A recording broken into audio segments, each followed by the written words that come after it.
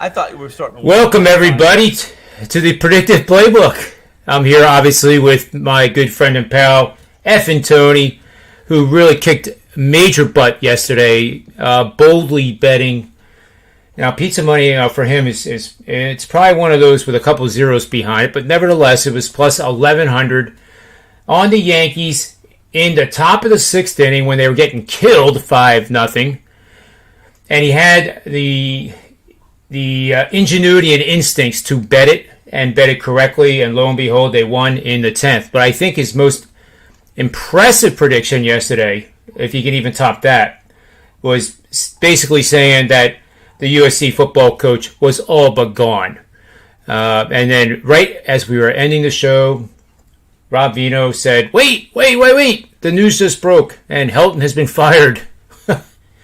So you had quite the Nostradamus day yesterday. That's for sure. But while Tony's kind of backstage, this is kind of like our new format. He's kind of backstage, but he's not. He just wants to be heard, not seen, I guess, for now. And that's okay, because we know that I have a gift to gab as well. And we're going to talk about a game that I actually like quite a bit. And it is this little gem. And it does involve the Philadelphia Phillies, but it's going against them. And they had a chance here, and I did say it, and I think I'm pretty much dead ass wrong, that they had the second easiest schedule next to the Reds coming down the last 40 games. They have gone 3-7 in the first 10 of that stretch. One of those teams was Colorado, and when you can't beat Colorado at home, then you don't deserve to be in the playoffs. You don't deserve to be a contender, and now they find themselves 4.5 games back. The market is saying that there's no way in hell Gibson loses tonight against the Chicago Cubs. But you know what? The Chicago Cubs have professional baseball players on that team. I didn't know if everybody knew that or not. But that line is telling you that they don't. And I think there's some tremendous value here taking the plus 1.5 run line with the Cubs. And one thing that's supporting it here is you're going to bet on National League underdogs using the 1.5 run line. And the dog has a season-to-date on-base percentage of 300 or lower. That almost makes me throw up just saying that there's teams that exist this year that have an on-base percentage that poor. And the dog has been batting just .225 or worse over the last 5 games. 127 and 70, 64.4% winning bets over the last 5 seasons. The $100 bettor has made $5,010 and a 63% ROI, churning out this set of parameters. So we have Philadelphia 72 and 71, 1 game over 500. They should be approaching 10 games over 500 based on the last 20 games and the teams they played. They're not. And really, I'm not throwing anybody under the bus, but they might as well call it the Bryce Harper Phillies and get rid of the Philadelphia part, because there's really not any part of a team going on right now at all. Not that they don't have good chemistry, they're just not performing well, and Harper can't do everything. Just like Tom Brady can't do everything. Just like Giselle said when they lost that one Super Bowl, my Tommy can't do everything. Well, Bryce Harper can't either. And I think this is a great opportunity. And believe it or not, I also will tie this into the Baltimore Orioles tonight, getting a ridiculous, I don't care how bad their record is. Nobody should be a plus 300 dog at home in Major League Baseball, even if it's the last week of the season. And Tony Finn is on the mound. It just does not add up to me. I'm not saying Baltimore's going to win tonight, but if you play these types of games where you get just tremendous value in the play, you do over the course of the season, especially the second half, and I can show you proof that it works. So that is what I had, Tony Finn. All right. Well, keep going. Keep going? I think I just gave out 2 picks. What'd you give out? I wasn't paying attention. Oh, the Cubs. Oh, yeah. So the Cubs. That's right. Cubs. Plus 1.5. And Baltimore, huh? I like Baltimore doing it 85% run line plus 180. I've seen now it's actually higher than it was. It's one of my 4%ers, actually. Okay. in my 3-pack. So people who got that, now you only have to worry about buying 2. But they're all bundled for $9 because it's $2 Tuesday. Mm-hmm. So Steve Barrow had always been able to put a 3-pack together that was almost the equivalent of the $2 Tuesday. So I thought I would just do it and see what happens. Right. But there again, you know, plus 1.5, plus 175, and I get it. It's Garrett Cole. I get it. But you know what? Sometimes that bat gets in the way of the ball, and the ball doesn't reach the catcher's mitt. And in Camden Yards, in humidity and warmer temperatures than we've had in the last couple of weeks, that ball can fly out of there like nobody's business. So I would not want to play the Yankees tonight on the road, even like how you like to do it, Tony, at minus 1.5 run line. Yes. I think if I was going to play the Yankees, I would actually take that alternate minus 2.5 line because obviously if they win, they probably win by 6 or 7, and if they don't, they're probably going to win by 1, or they could possibly lose. I mean, we've seen it. Yeah. Listen, it happens all the time. It's, yeah. But the thing is, all the time's a bit of an embellishment. I mean, all the time isn't. I would say this: you would have to research it, But for the most part, the last couple of years, especially in particular, the last couple of seasons, last 3 maybe, even going farther back than that. If it depends on the situation, but outside your division, minus 200 teams at home have been profitable. Yes, they have. And you can be unprofitable, or you can be even more profitable than what they've been. And if you don't play every one, the thing is about when somebody tells you, listen, minus 200 non-division teams, they're 64 and 42 or something this year. Here's the deal. They're taking into account every single team that has and pitcher that was minus 200. And which means then you have to basically chase those every night all the time. And I believe if you're confident and do your due diligence, cross your T's, dot your I's, do the math, that you can be a little better than playing them all. There's certain ones that I think that have red flags and warning signs that would lead you to back off and say, you know what, I'm not in this room. I'm not in that room today. Let's move on. I like it. I'm just playing around with the database here a little bit. After the All-Star break, minus 200 favorites, non-divisional opponent. Here's one that's good. Favorites of minus 200, and this goes back to 2004. Favorites of minus 200 greater playing a game after the All-Star break. So to be clear, that is not game number 82 and beyond. It's truly after the All-Star break. In a non-divisional matchup and on a 3-game losing streak or more. So the favorite of 200 has to pretty much have a winning record in most cases, unless it's a team like the Mets that have several pitchers that don't have winning records and they don't score runs. But you understand what I'm saying. Yes. 3-game losing streak, non-division after the All-Star break. That under is 47 and 33. And that's 59%. And that also turns into a 18% ROI over that 17-year period. And if I do change it to the last three years, which I like a little bit better, because guys knew how to hit the ball 15 years ago. It gets better, Tony. It's 10 and 3 to the under the last 3 years. And the favorite actually is 11 and 2. The run line 9 and 4. So that's pretty good stuff there, I would think. So that would definitely lean under. If I'm trying to think here, I guess if the Phillies could get up to minus 200, then that probably no, they're not on a 3-game losing streak yet. They only lost 1, but I think the last couple of weeks here would be pretty important. Let me just do the month of September.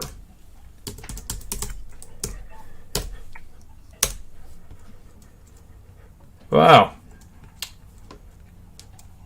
That's pretty amazing. Favorites of minus 200 greater in September. Non-divisional foe 3-game losing streak. Last 3 years, 3-0. Straight up 3-0 run line, 3-0 to the under. So let's go back 5 years just to make 6-1 straight up, 5-2 run line, 5-2 under. So the run line in these situations is pretty strong. Anyway, what did you think of that NFL game last night? I thought it was absolutely spectacular in that fourth quarter, and I thought it was spectacular only if you did not bet the under, because well, then you would have also had to have bet the Raiders. Well, yeah, if you thought it was spectacular. Yeah, no, it was. Even if I'm on the Raiders, it's not spectacular. It's really. It's so out of character for Harbaugh and what happened yesterday. First off and foremost, Baltimore with their dual threat quarterback, one that, as you saw last night, isn't the best with touch passes, deep touch passes, fly patterns or go routes. Their record when they have a lead is terrific. And when they had a 14-0 lead with the ball, and I told my wife, who was out in the patio by the pool and the outside bar and the tube, the TV, the football TV, basketball TV, it's over. Well, Harbaugh not only did that it was out of character. Some of the schemes they used defensively. At the end zone there, they put 9 guys on the line of scrimmage and basically manned up.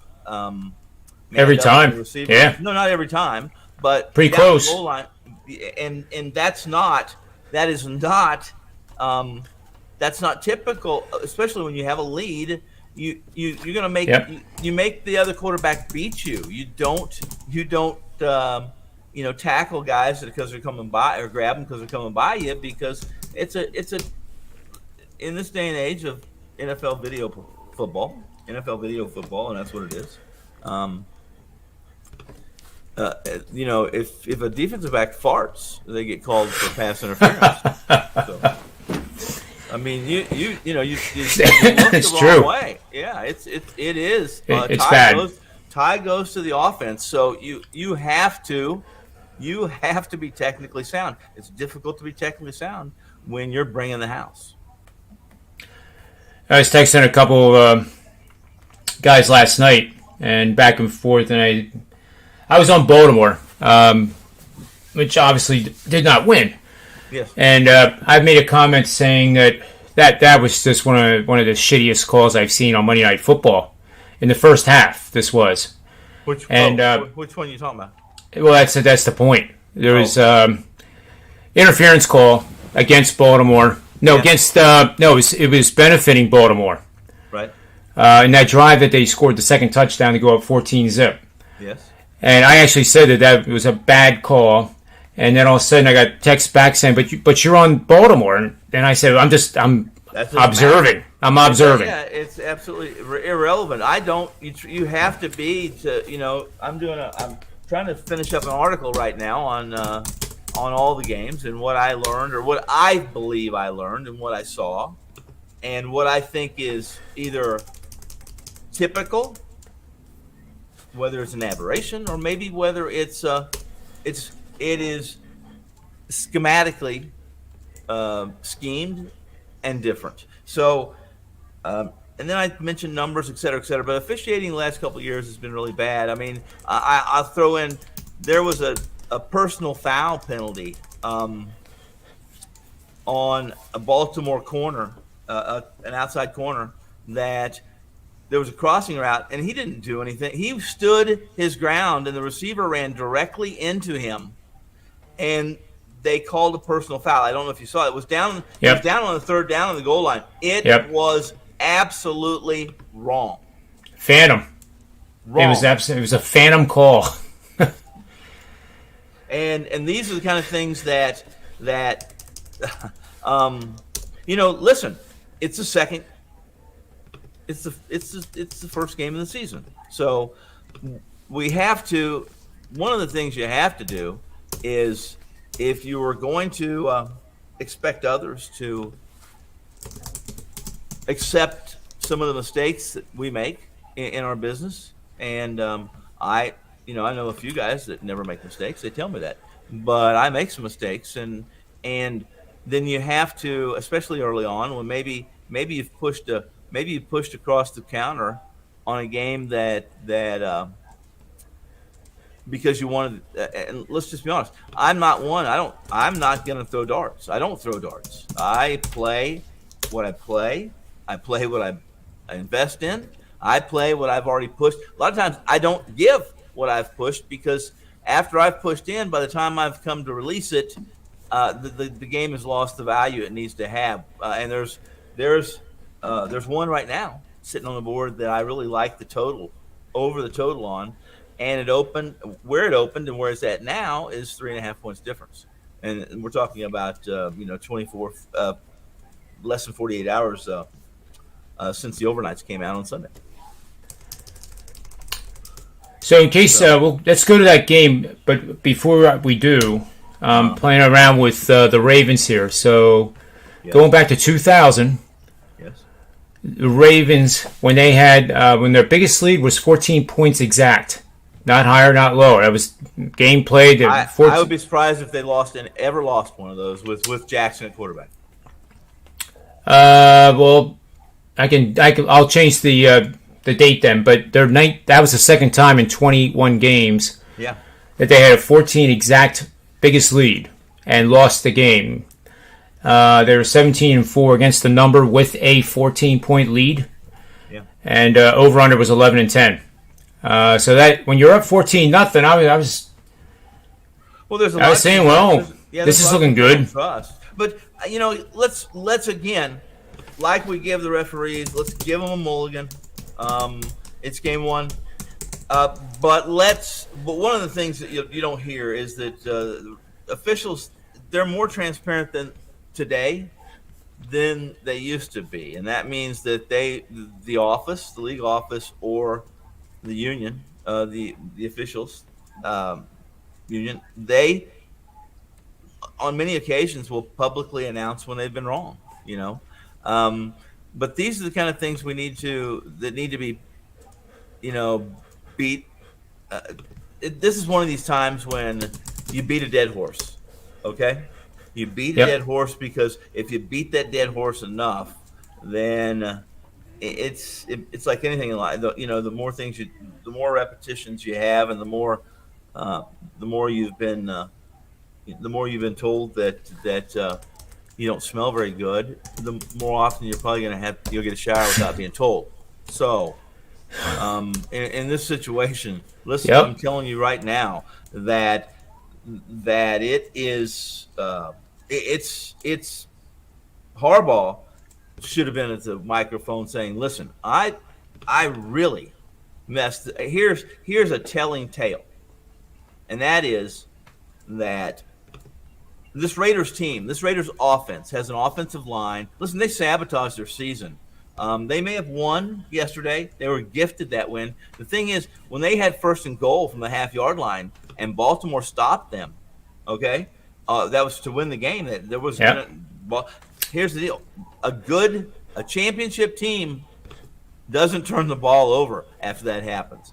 They find a way to, at worst, get 2 or 3 first downs and pin the other team on a punt. Most good teams will take advantage. They will go for the throat right after that, which would be, what do you want to call it? It's demoralizing. So, and when you're demoralized, you're typically, your focus isn't as good, and your energy is definitely, it can be exaggerated, which is just as bad as being lax. So that said, Yep.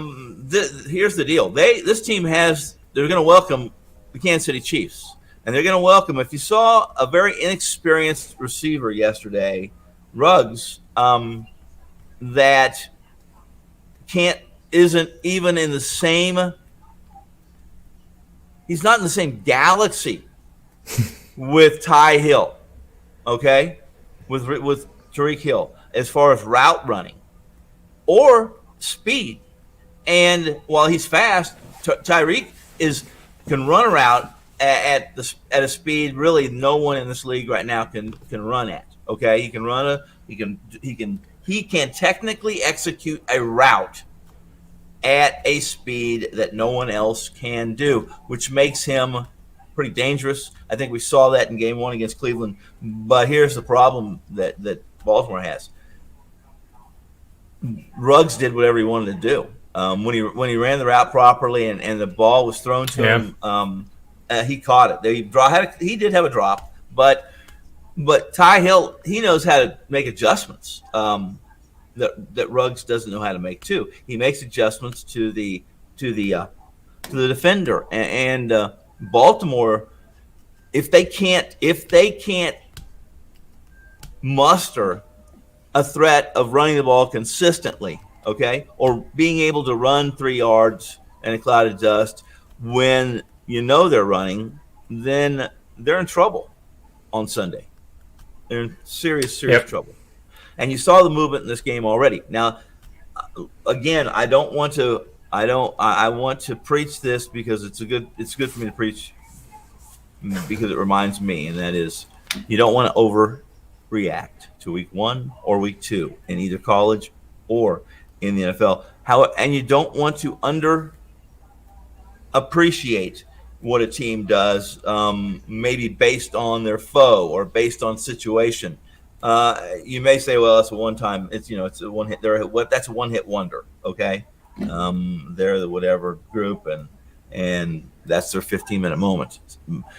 Don't do that either, because I can give you 10 examples where a team was discounted because of who they played in week 1, and they did some things really well. Well, they ended up doing those things well for the entire season, and you had guys chasing them for 3 or 4 weeks, fading them because they thought that they performed above and beyond their skill set and their pay grade.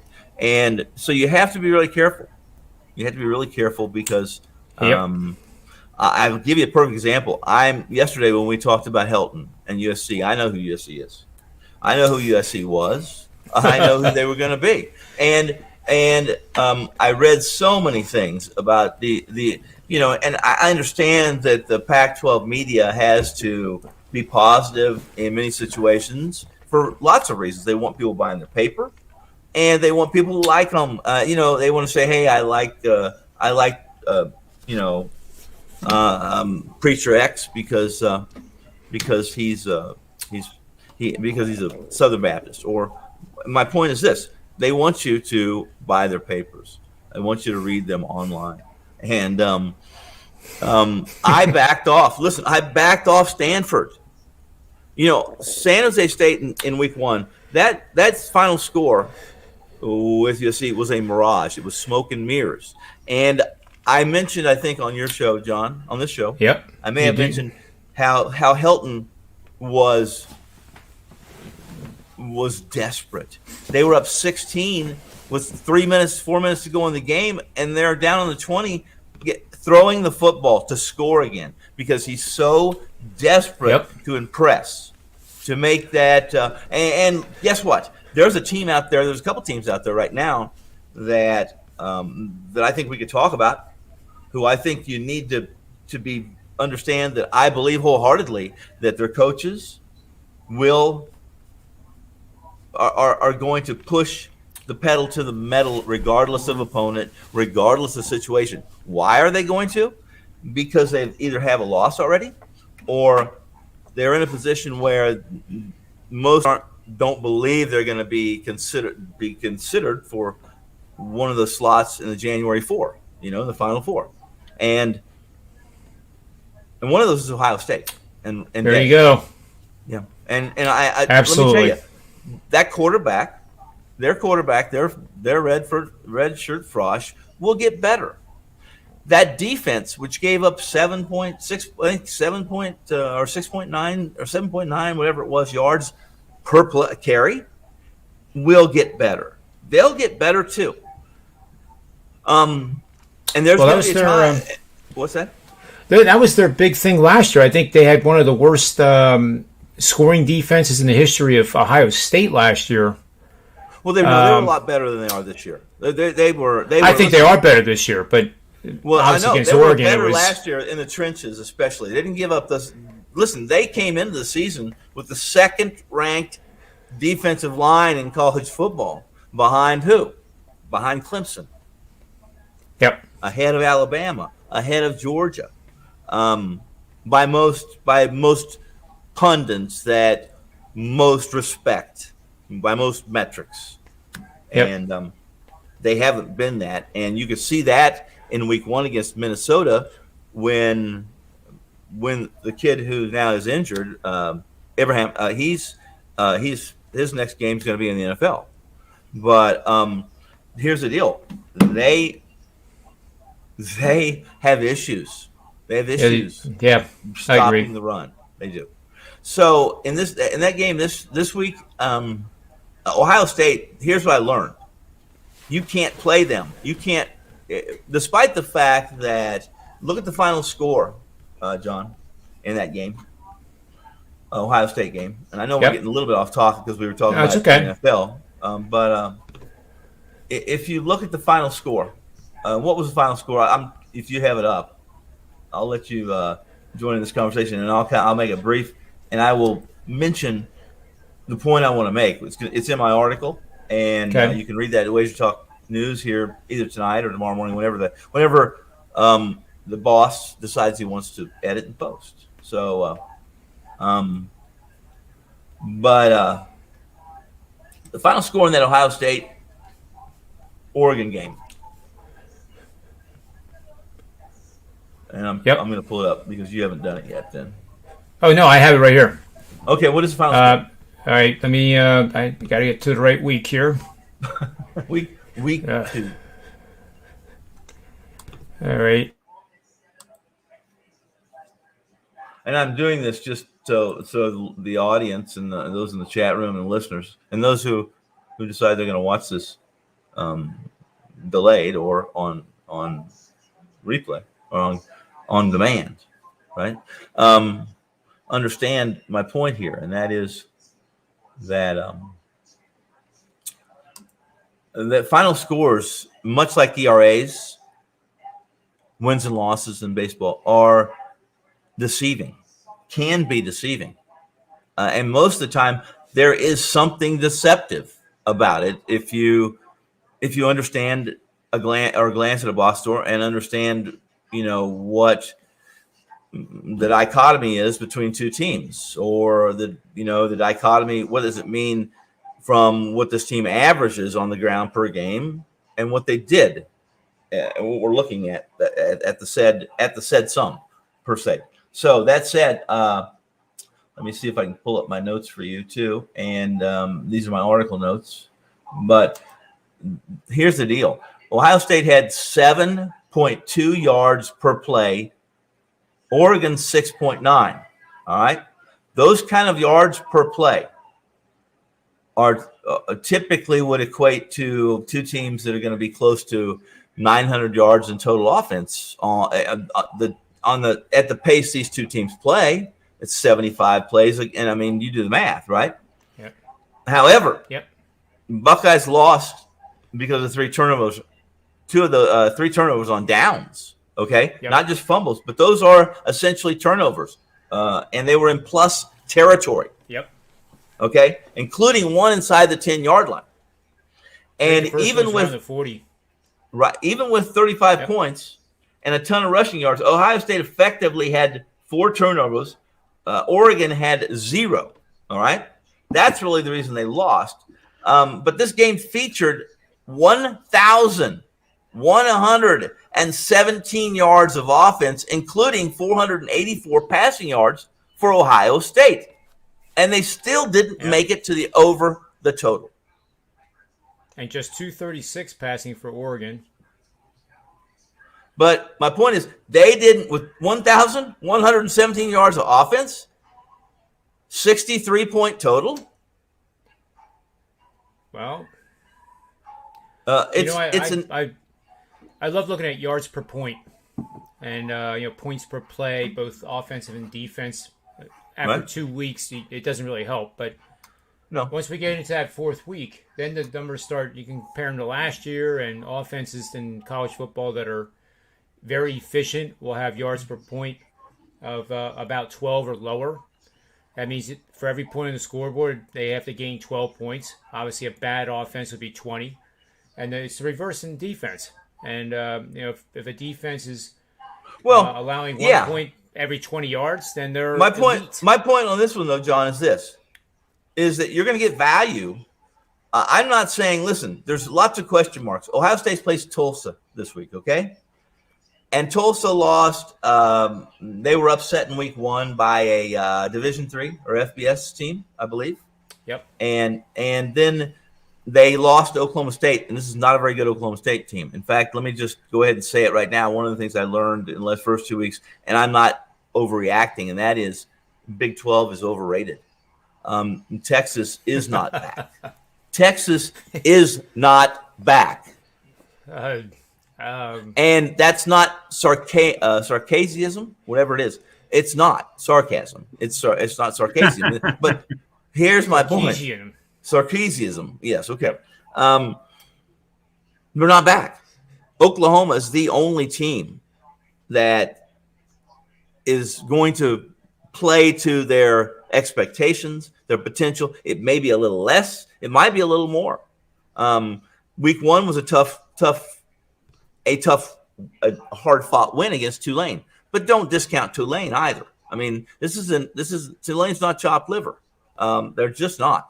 A bunch of good, talented kids down there. They're not 4- and 5-star recruits, but they're talented and they're athletic. So here's my point, and that is, there's been an overreaction. There'll be there'll be a ton of weekend warriors.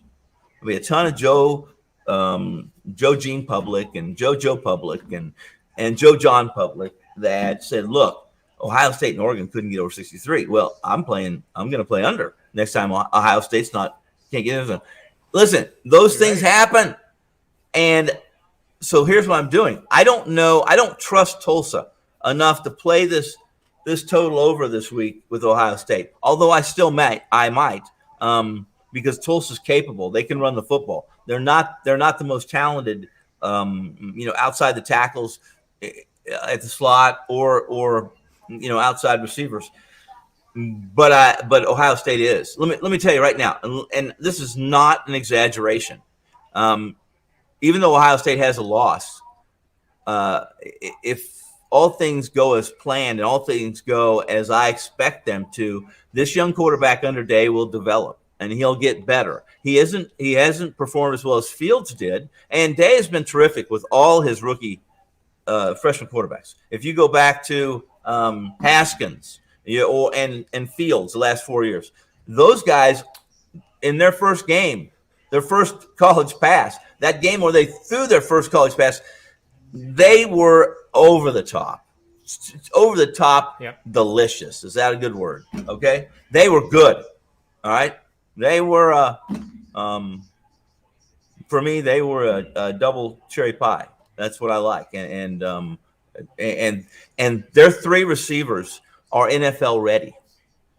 There's not one defense in the Big Ten that can handle those 3 receivers. And when it comes to conference here in the next couple of weeks, at quarterback develops, Day has some time to make some adjustments and have more reps with this kid and those 3 receivers. There isn't anyone that's going to stop Ohio State from scoring 40 points. You're going to have to score more than 40 to beat them. And I'm telling you right now, from this, that's my gospel for the day. Yeah, there's we talk about overreactions here, and I think the biggest one, and I like the Iowa team, But there's so many articles out now on some of the major sites. 178 yards of total offense. Whoa, wait a minute. That's just like, wait a second. You're telling me that I was going to go undefeated? No. Hey, no, I mean that's what these articles are saying. I mean, that's crazy. Did you State, listen? They've Wisconsin. benefited. They've benefited from with two defensive scores against Indiana. They beat Iowa because Iowa made too many mistakes. They had 178 yards. They averaged 4.1 yards a play and won by 10 against a ranked top 10 opponent. Guess what? Here's another thing. It's not an overreaction. It's not an overreaction. Play Iowa under.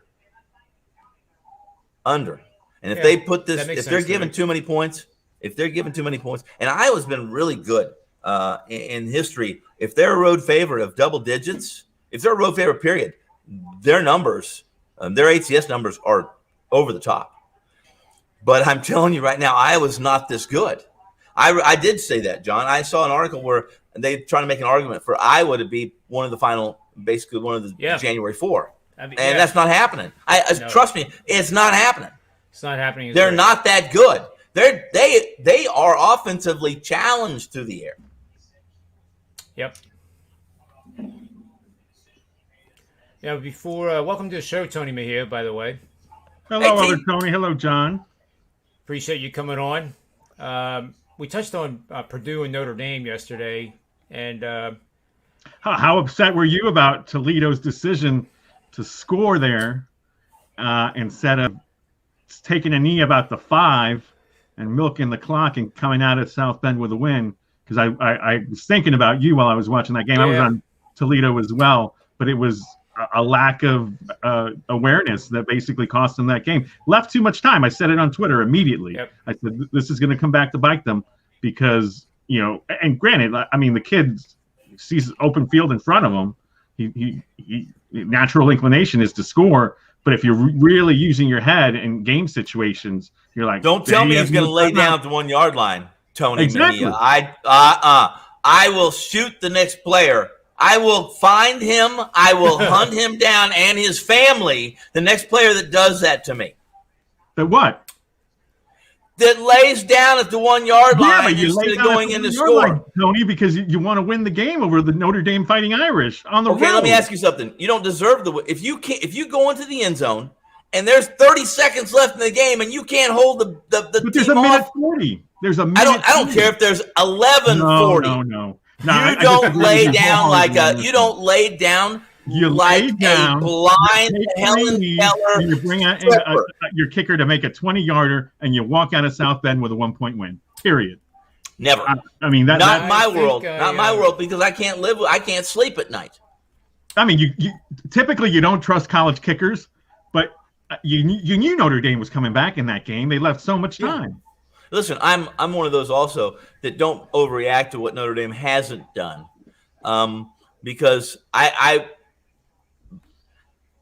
the odds makers, they screamed the number they put that at last week at open day. Even the Sharps came back and hit it hard. It was still too. I mean, I thought it should have been more. But long story short is, I think they win and cover this weekend. I'm not diving in. I'm not without checking the depth of the water. But I never, Tony, I'm serious. Those kind of things irritate the shit out of me. And they do it not only listen.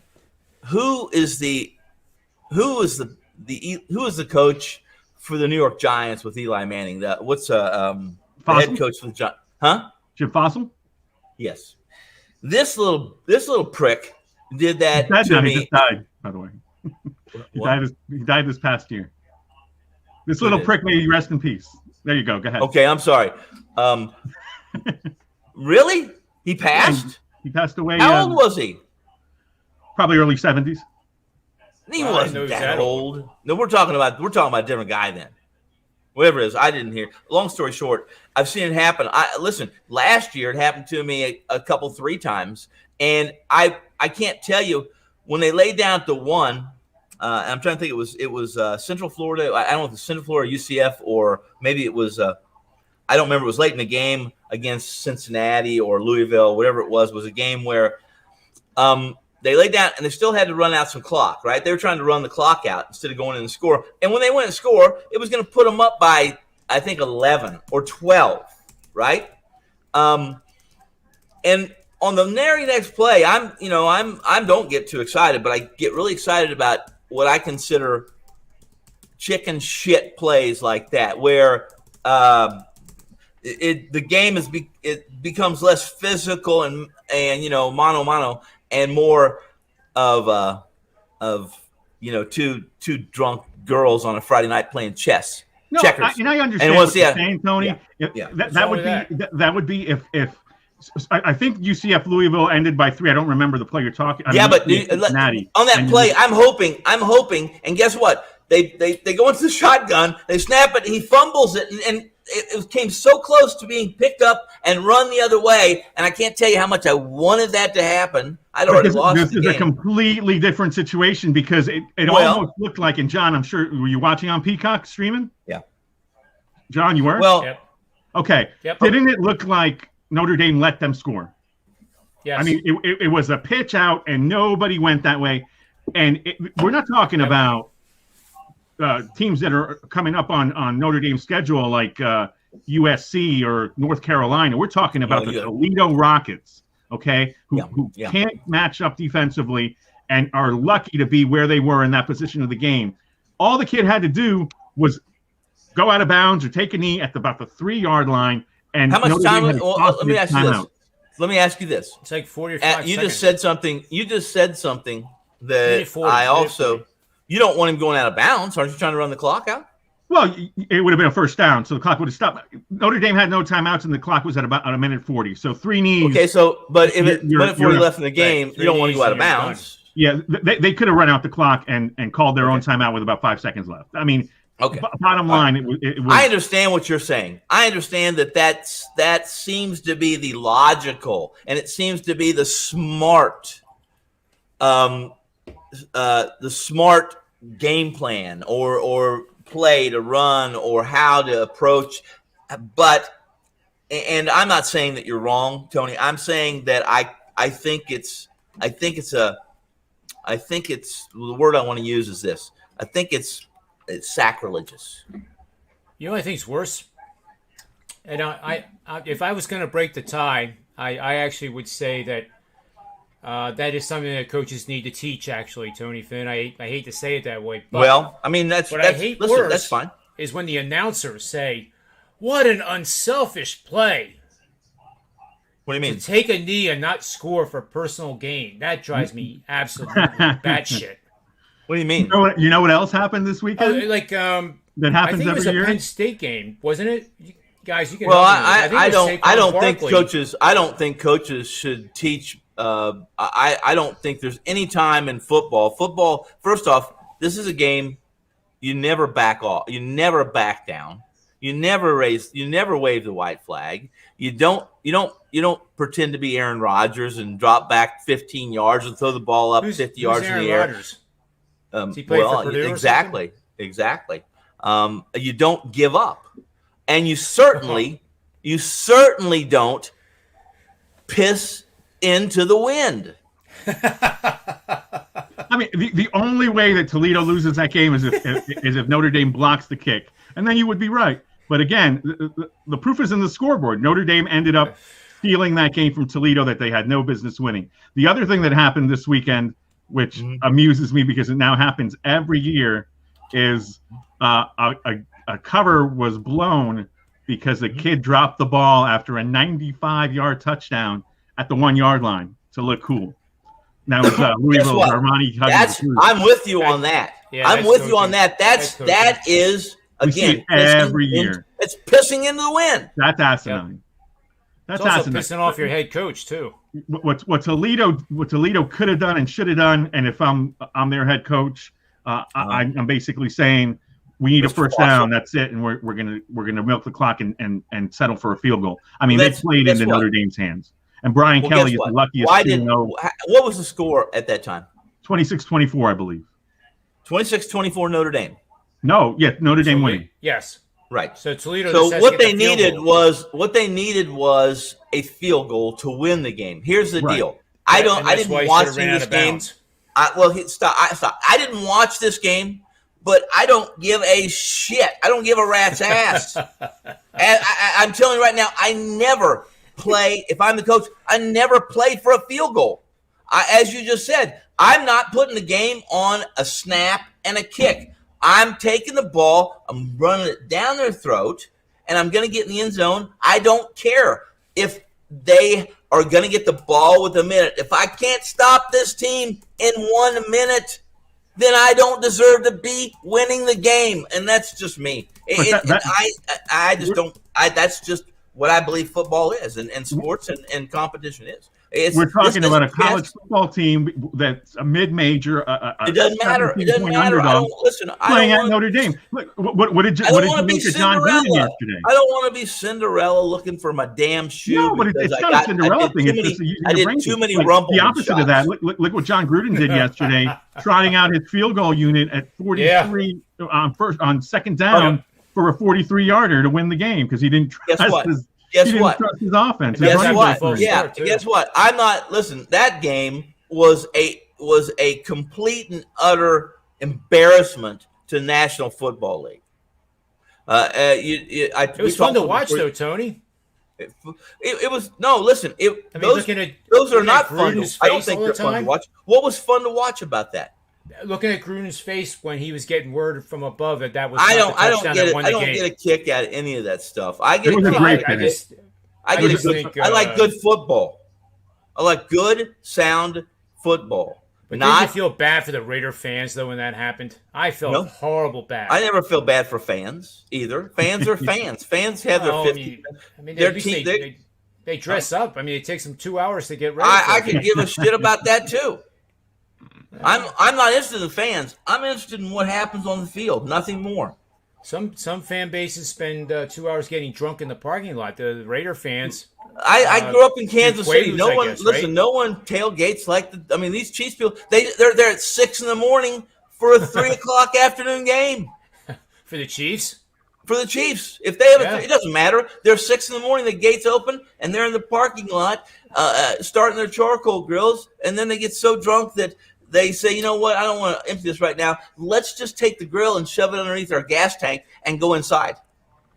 Well, I'm going to take that lead and segue us into what I consider to be the biggest and the best tailgating party on the planet. And then we'll do a final round of best bets. If this is at a golf course, I'm going to be mad at you. Well, there are golf courses around. No. I don't think you'd want to play them, really, but there's a couple good ones there. But this is Happy Valley I'm talking about. Yeah. White out. I found out early this morning I was actually doing the college football show on Sports Memo and hosting that, and all of a sudden I realized right before we went on the air that game day, ESPN's going to be there. Yep. I was there. Does that surprise you? I think it's the last time they were there was Michigan a couple years ago when both teams were ranked in the top 10.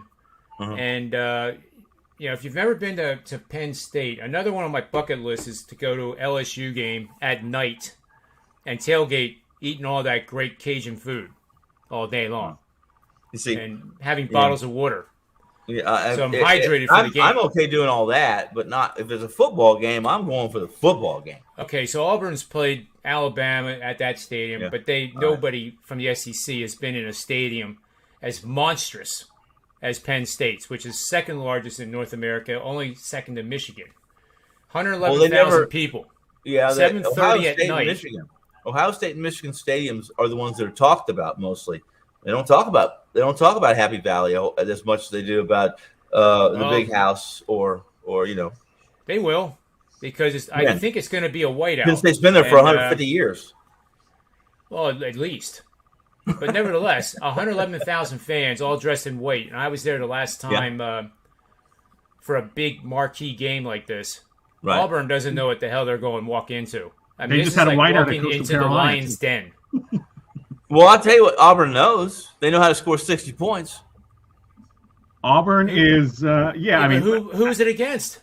At this point, they have played nobody, so this will be an interesting. No, they haven't played anybody. But again, the first rule of thumb for me is two things: that don't overreact and don't underappreciate a team based on who they played, because those two things typically will they take me. They in my history and my experiences, they take you off center, and you're chasing your tail all season. Don't overreact, but don't underreact either. I'm telling you that I don't understand the wideout thing. Explain to me what the wideout thing. What does it do? There's 111,000 fans in the I know it's white. So what? Penn State shirts. Football's fucking brown. Why don't you brown out? Well, no, they do blue and white too. There's it does make a difference. Like West Virginia's got its Gold Rush game this weekend against Virginia Tech. That's just Michigan had all those little pom poms against Washington.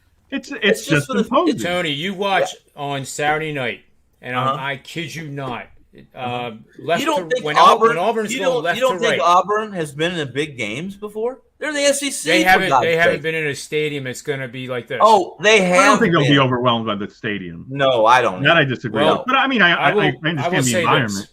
I've been to Jordan Hare probably more times than I've been to any other stadium except UCF's. I've been there 3 times. There's some pretty daunting stadiums in the SEC. They may not hold 111,000, but yeah, you got to face the 12th man at A&M. You got to go to Tuscaloosa. You got to play on night. I'd almost give you that. You got to deal with the cowbells in Mississippi State. No, I understand what you're saying, John, but we're we're getting away from the football game. But I'm telling you, it's going to be a factor. You watch. I kid you not, and I will admit if I am. Home teams are supposed to have an advantage. I'm not going to be wrong.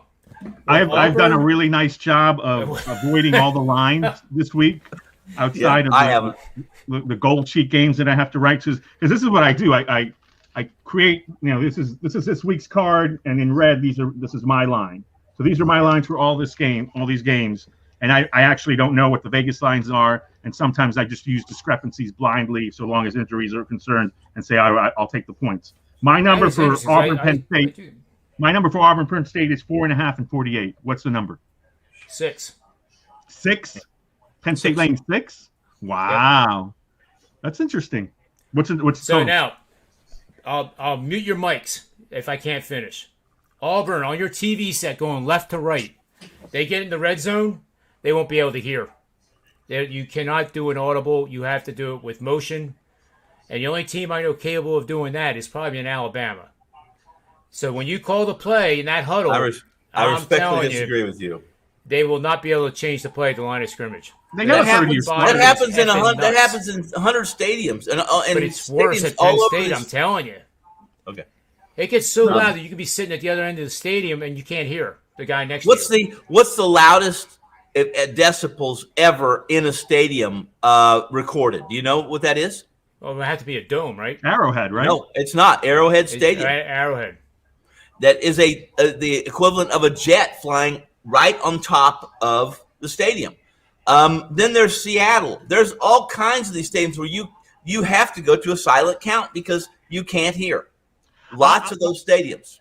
I'm in agreement with Tony here. I'm more interested in what Sean Clifford does under center than what the 110,000 do at Penn State in the stands.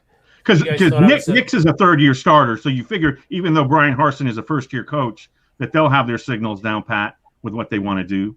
But again, it's a physical SEC defense, and I'm more worried about Clifford laying 6 than I would be, dealing with the thing. I mean, same thing with Michigan and Washington this past weekend. Like Washington had their chances despite the fact that they came in with like 3 of their best wide receivers out, and that's the reason I put that as my 5% play, not because of the big house. Sure, that helps, but the fact is it has to get done on the field. Here, I'll give you a perfect example. This Tampa Bay, this opening night, Dallas Tampa Bay. They were celebrating Super Bowl victory, a sellout crowd in Tampa Bay against a Dallas offensive line that was duct taped together. 6 minutes into a game, John, I'm telling you, as many games as I've been to and played in, 6 minutes into a game, if you don't have the momentum, the crowd goes away almost. Well, that's true. We see it in basketball a lot. Yeah. Yep. But I will say this I'm glad that we're debating this game, actually, because I think Penn State, talk about like season recency bias. They lost 4 in a row last year, or 5 in a row, then won 4 in a row, and people remember that, and they remember that it was a shit season, and they're not that good. Clifford's not that good. Well, if you look at Clifford, high school and then coming into Penn State, he's actually, I think, playing into his potential, as we will see it unfold for the season, because he has very, very good wide receivers. Yeah, he does. Well, I think they're offensively challenged. It's not name somebody on Auburn that's going to be able to cover Dotson man to man. Well, I mean, they have corners at Auburn. My God, they have 5-star recruits. As much as Clifford, I'm telling you, Dotson's going to have a field day. Clifford is a great athlete. If he had Trace McSorley's touch and intangibles, then you'd have something. The fact is, I wish he had McSorley's way worse than they did. They won because of their red zone defense and because Clifford missed multiple throws that he should have made in that game. And then who they just beat this past week? It was an impressive win considering it was a decent mid-major and they beat them pretty good. Ball State, yeah, Ball State's decent. Okay. Yeah. So we'll see. I put the number at 4.5, and I stand by it. I think 6 is a little too high. I think it's the farthest thing from a lock. Penn State winning this game, whiteout or no whiteout. I am telling you that I'm not overreacting to what I saw in week 1 with Penn State, and they looked nothing like a Franklin team that I expected in week 1. They didn't look prepared, and I don't know that it's his fault, but we'll see. We'll see. This will be a great test for him, and it will. And I think it'll be a tell on maybe who Penn State is. I'll stand by what I said to you earlier, and that is, despite the fact that Ohio State lost, this quarterback will get better. Ryan is a good coach. They do, and Wilson, the OC, is part of the original air raid group in Oklahoma. They'll do fine with this quarterback, but they have three NFL receivers that there's not one Big Ten secondary that can stop them. You're going to beat Ohio State by scoring 40 or more points because Ohio State's going to score 40. Ohio State didn't lose because of its quarterback. No, turnovers. I thought C.J. Stroud played a great game. He made throws when he needed to. It was the fact that they couldn't stop the run. And yes, you're right.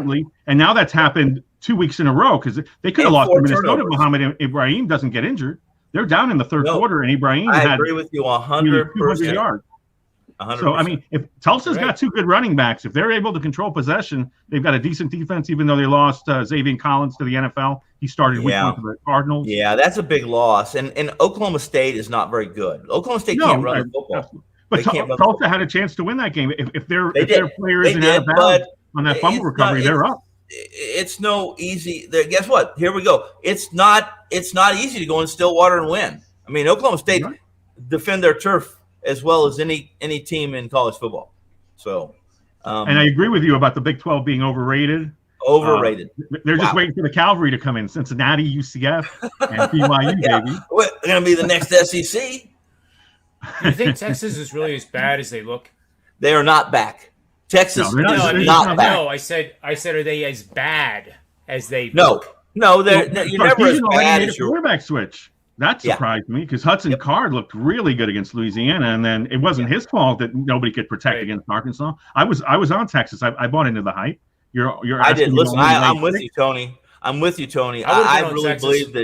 I really believe that part of Saban came over to Texas, with Sarkisian, but they have some issues. I mean, Oklahoma is the only true contender for a spot in January 4th.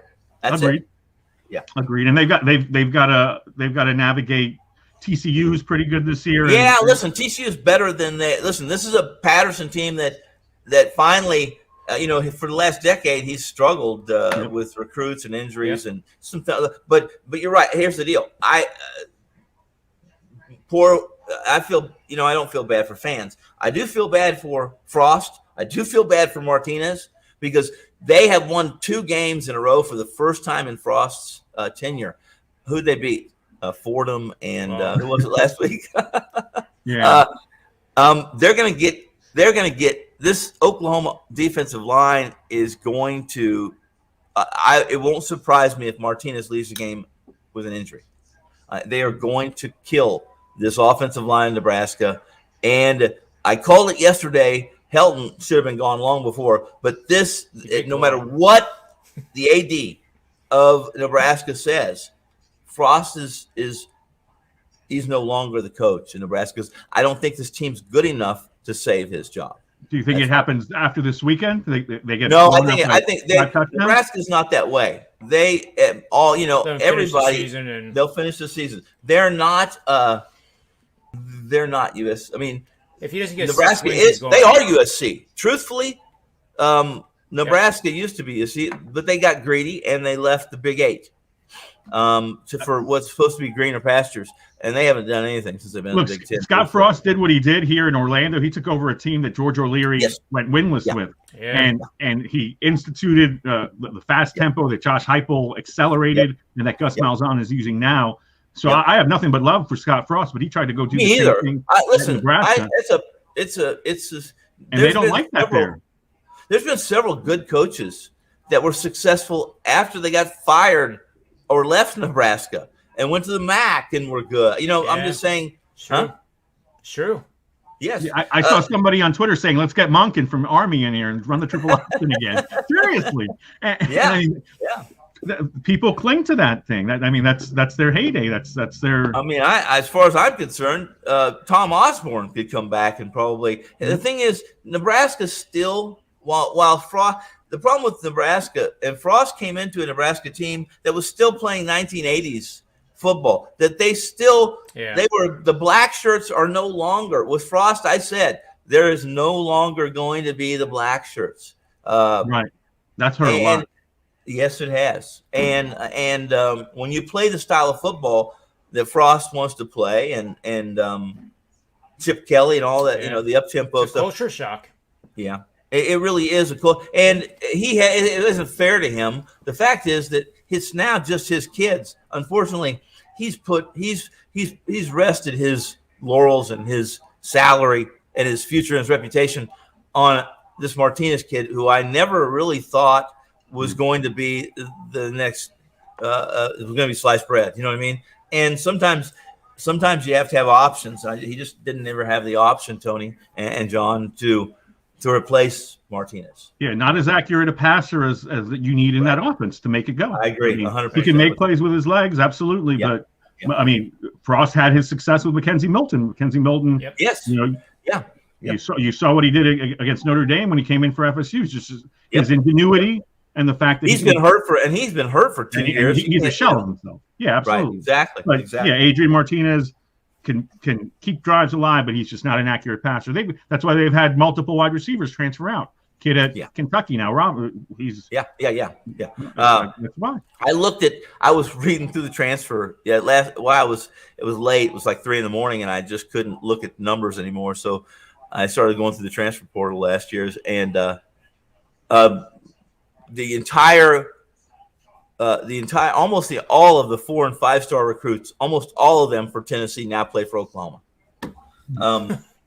It's amazing. Wow. It's amazing. I remember this. I played under 6. It was 6.5. I played under the 6 on Tennessee, and again, I made a mistake last week. I had some problems with my desk in my office with the technical aspect of it, the internet, such. I really liked Pitt, and I missed Pitt. This Tennessee team's not very good, guys. They aren't very good. Heupel I like, but truthfully, as you just said, Tony, that player personnel that's at Tennessee right now isn't going to execute what Heupel wants to do or has done.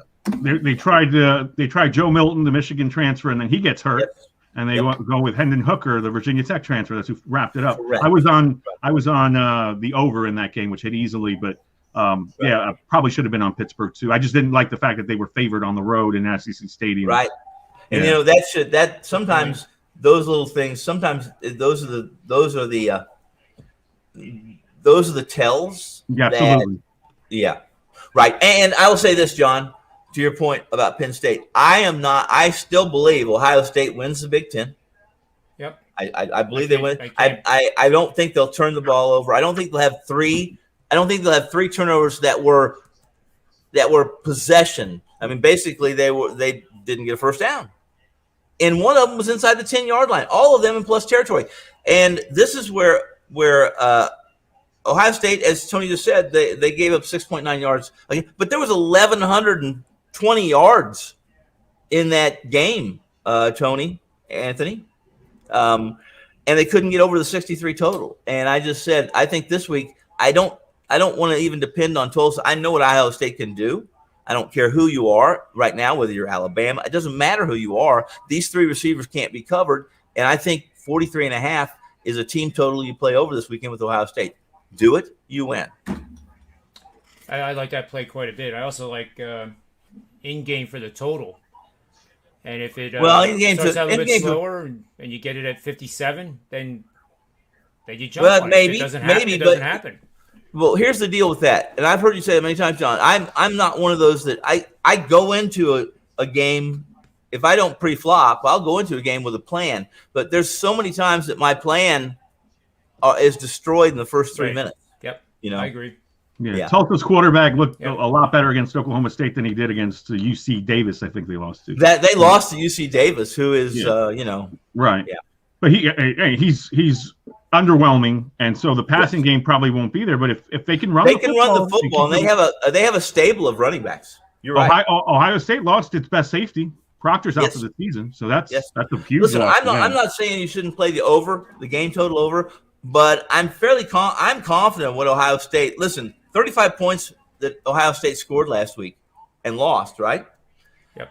Again, 4 turnovers, all in plus territory, 1 inside the 10-yard line. And as much as Oregon is average, pedestrian defensively, they improved last year, and they're better than Tulsa. And I'm quite confident that Ohio State's going to get 43.5 or more. This will be the first game Tulsa has to deal with an elite passing attack. I agree. Certainly Sanders looked way off for Oklahoma State. Guess what? You're right. Sanders, did you hear the quote? Sanders said, I'm sure that all these fans are going to tell me I was really good, but I need to be better. Are you kidding me, Sanders? Are you kidding me? This team can't run the football. And the problem is if there's some smart coaches, they know Oklahoma State can't run the football. Sanders is going to be in trouble all year. Yeah, I agree. Here we go again. And I want to apologize to you guys for interrupting you and all that kind of stuff, but I'm pretty passionate about this Penn State team being overvalued, although I still think they can beat Auburn, and especially in Happy Valley. And I'm passionate about Ohio State. I'm passionate about the Big 12's a joke. Yeah, they're a joke, too. As is the Pac-12. So the SEC has pretty much Oklahoma, and the SEC has taken every portal transfer. If they didn't stay in the SEC, they went to Oklahoma. So fuel for your fire, Tony Finn and Tony Mejia, I think, because you're leaning over in the Ohio State game as well. In games where they score 28 or more points, Ohio State's 14-7 against the spread the last 3 years, 160 and 60, 100 games over 500 over the last 20 seasons. The over is 120 and 65 over that same period of time. If they score 42 or more points, which I think they do, I think we all three agree with that. 37-10 against the number last 15 years, 27-12 over. So there's obviously games, going back where we didn't have totals for these games when they were playing against teams like. They were playing Big Ten football. They were playing Woody Hayes football too, and that was 3 yards in a cloud of dust. And there's still some Big Ten teams that refuse to join the rest of college football, and I know this is Michigan. I'm going to get some drive-bys. Well, Michigan did what they were supposed to do against Washington. Washington doesn't have any depth on that defensive line, so that might be all down. they can do, though, Tony. I haven't yet seen them throw the ball. Well, they lost Ronnie Bell. They went deep. Now. They went deep when they had Ronnie Bell I mean, they had huge plays against Western Michigan, but that's an elite wide receiver, and now he's out for the year. Yeah. So I will say this. Here's the deal, and I'm going to get some drive-bys, some Twitter drive-bys, because I still complain all the time about there's certain teams, certain coaches still in the Big Ten that play that they. If I need to get some sleep, here's what I do, and I tell my wife all the time. I put on some Wisconsin or some Michigan State college basketball. It puts me to sleep. I like the pack line defense, Tom. What's that? I like the pack line defense. I appreciate watching it. Listen, Michigan's. I will say this: when Michigan's right, Michigan State's right, and they have last year they weren't that team.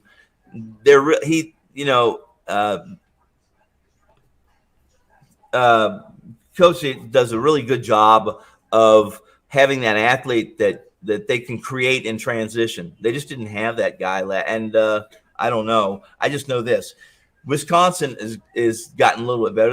At least they can shoot the 3-pointer. But my goodness gracious, there's still some Big Ten football. Minnesota right now, guys. I'm telling you, let me give it away. I'm going to give it away right now. I said I wasn't going to do it, but this Colorado that beat they beat Northern Colorado up pretty good, 35-7 or whatever it was, right in Right. week 1.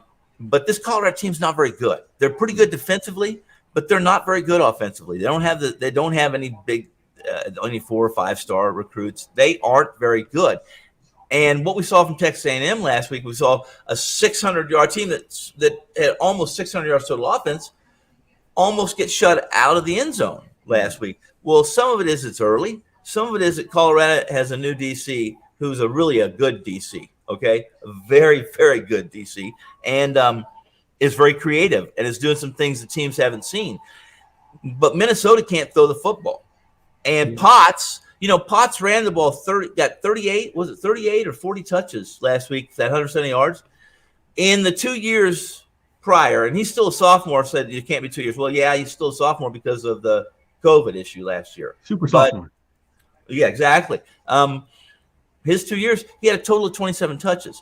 Now they're going to go play at Folsom, a mile high, and this total was 51. And I just buried this total under because Colorado's not going to do anything against this. Here's the deal. That's a pretty good offensive line and pretty good defensive line for Minnesota. That's their staple right now. That's their calling card. And they're not. And Potts isn't going to run. He can't run at that tempo. He can't get that ball 40 times and survive the thin air. Hell, he probably couldn't walk on Sunday morning. He hadn't been hit that many times in a 2-hour period in 5 years. So I really like that under. That's not an overreaction, but I thought the total was an overreaction. Colorado's not very good. In fact, I played them under. Their season win total was 5.5. I am under. They're not going to win many games. In fact, they may not win another game. Yeah, they were in that game because A&M got stuck with its backup quarterback. That's correct. Well, King not much as well, but I mean, at least he could pass. But that's absolutely what happened in that game. I put the number at 51. I got Minnesota as a 2-point favorite. I don't know what the line is.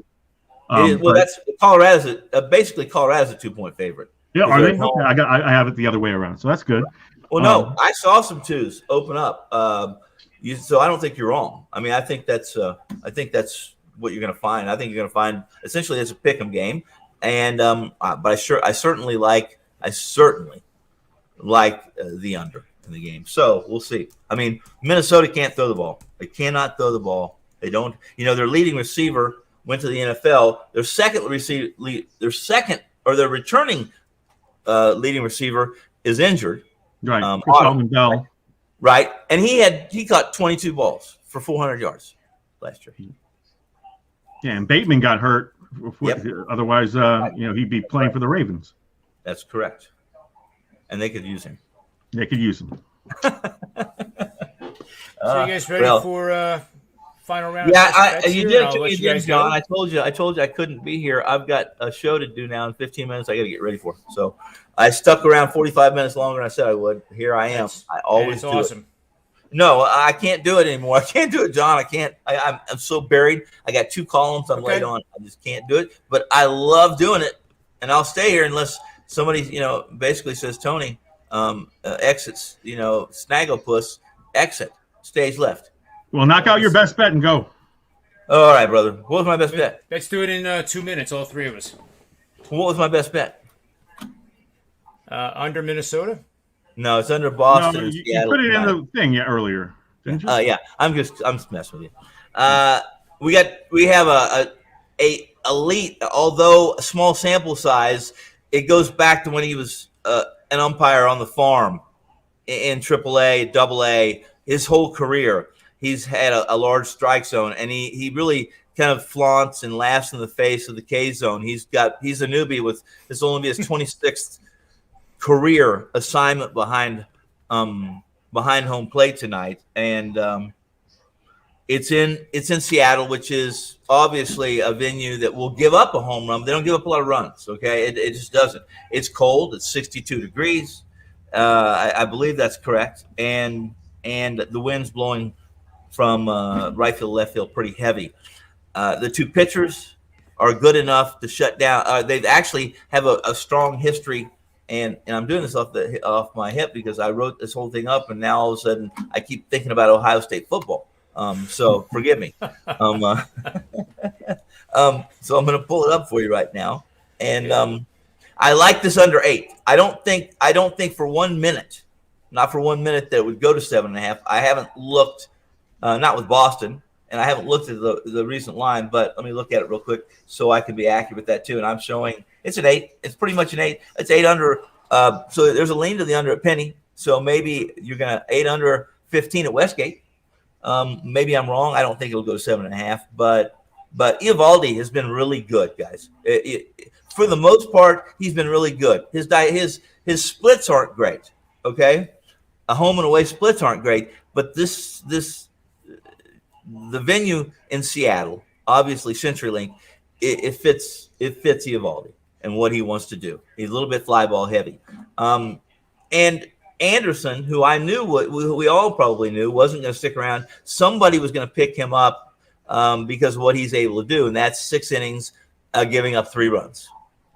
Quality starts. Nothing fancy. Won't strike a bunch of guys out 4 or 5 in 6 innings, but he won't walk anybody. And he does a good job of commanding his off-speed stuff and pitching to soft contact. So under 8 with Boston and Anderson, with Eovaldi being really good. And just to say this, if either one of you are Boston fans, they're going to pull all the stops out. If it requires, pulling Eovaldi, or they need to win this game tonight, guys. They need to beat Seattle, or I think they're going to fade into the sunset as far as the wild card game goes. So under the 8.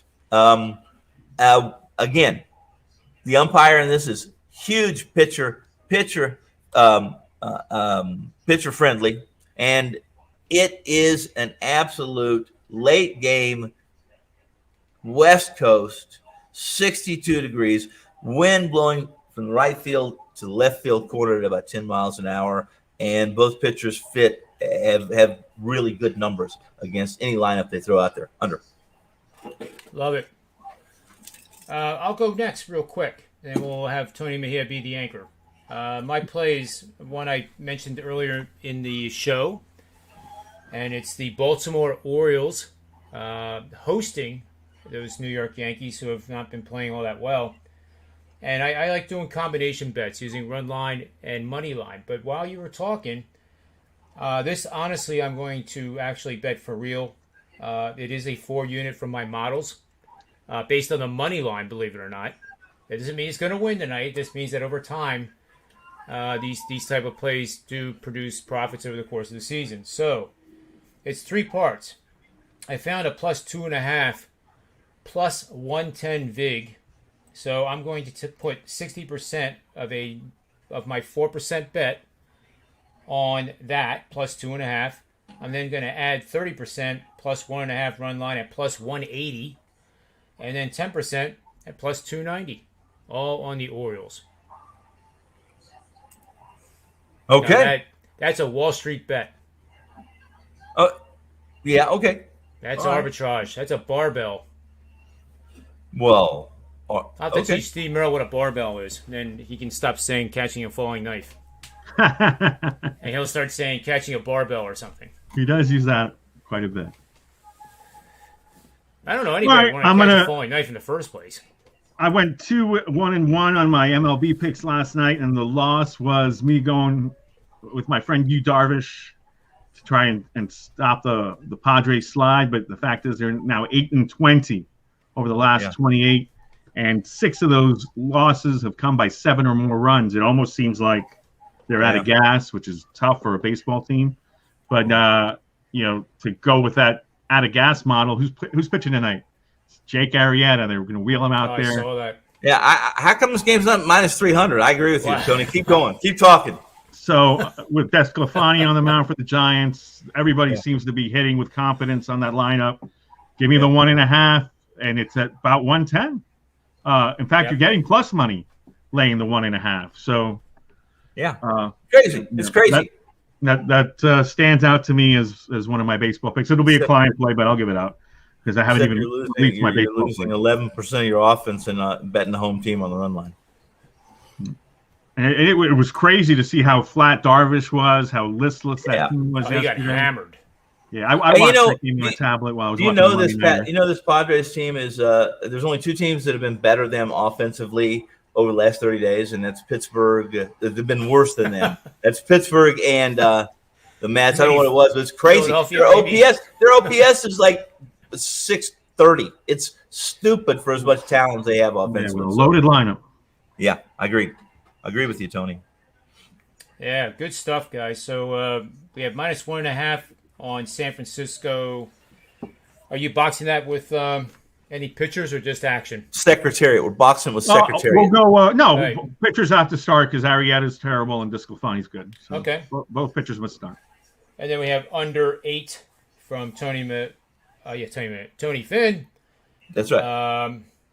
In the Boston Seattle game. So are you going to use action or both pitchers? Both pitchers, I guess. Absolutely, both pitchers. I want Evaldi and I want Anderson. That's a big part of this. If I didn't have time, but if I mentioned what they're slashing, what teams are slashing, the opposing lineups against these 2 pitchers, it's favorable. We're in a good spot tonight.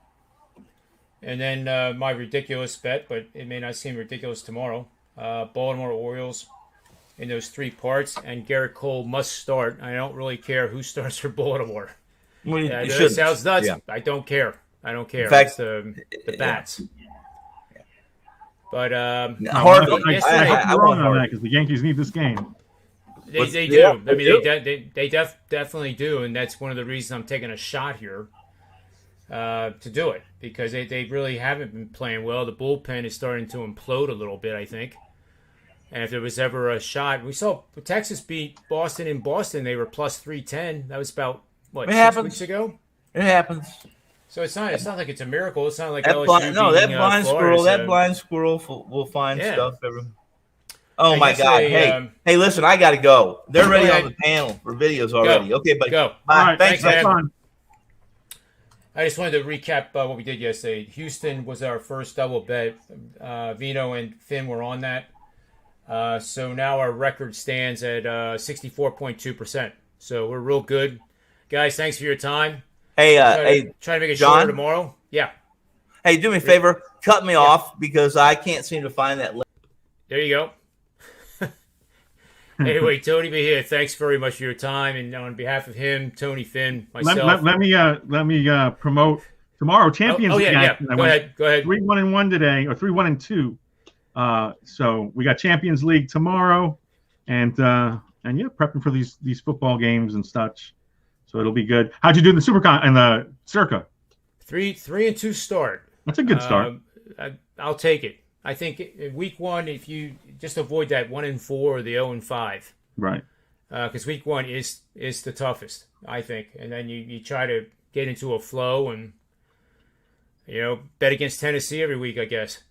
But both our survivor picks went down. Oh no, I mean not Tennessee, the Texans.